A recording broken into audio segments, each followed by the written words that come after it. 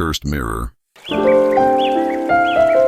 करसवुड गांव में एक शापित दर्पण की कहानी पीढ़ी दर पीढ़ी सुनाई जाती थी। कहते थे वह दर्पण न सिर्फ आपकी सबसे गहरी डरावनी कल्पनाएं दिखाता है, बल्कि उससे भी बुरा कुछ और।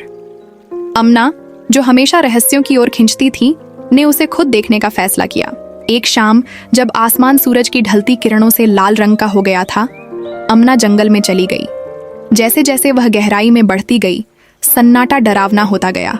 और फिर उसने देखा एक चमक पेड़ों के बीच, एक प्राचीन ओक के तने से टिका हुआ दर्पण, उसकी सतह पर दरारें और किनारों पर अजीब निशान उकेरे हुए। अमना झिझकी। उसे गांव वालों की चेतावनी याद आई, ज्यादा देर मत देखना, उसे अपनी डर दिखाने मत देना। पर जिज्ञासा ने उसे आगे बढ़ा दिया। वह दर्पण के पास बैठी और उसमें झांका। कुछ देर तक सब सामान्य लगा, बस उसका अपना प्रतिबिंब, शांत और साधारण। उसने हल्की हंसी ली, लेकिन जैसे ही उसने दर्पण को छुआ, उसका प्रतिबिंब गायब हो गया। उसकी जगह उसके छोटे भाई समी का चेहरा नजर आया।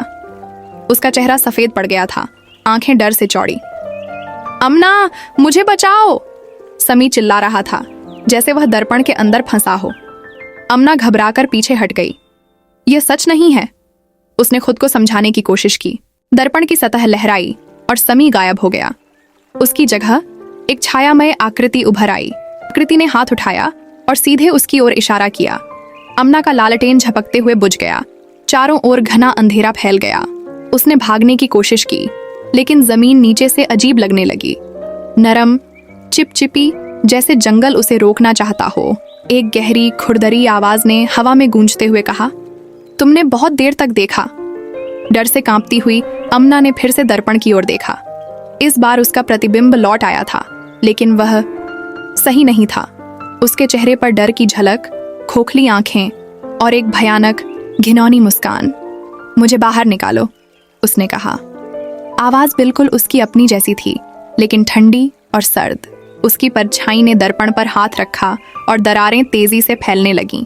उन दरारों से एक अजीब चमकदार रोशनी निकलने लगी, गर्म और जलती हुई।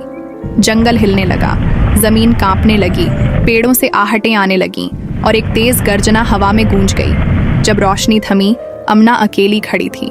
दर्पण गायब हो चुका था और उसकी जगह जमीन पर सिर्फ एक जलने का निशान था। कांपते हुए वह गांव की ओर भागी। उस रात जब वह अपने कमरे के दर्पण में खुद को देख रही थी, उसे कुछ अजीब महसूस हुआ। एक पल के लिए उसका प्रतिबिंब उसकी तरह हिला नहीं, और फिर वह मुस्कुराया, एक ठंडी खौफनाक मुस्कान।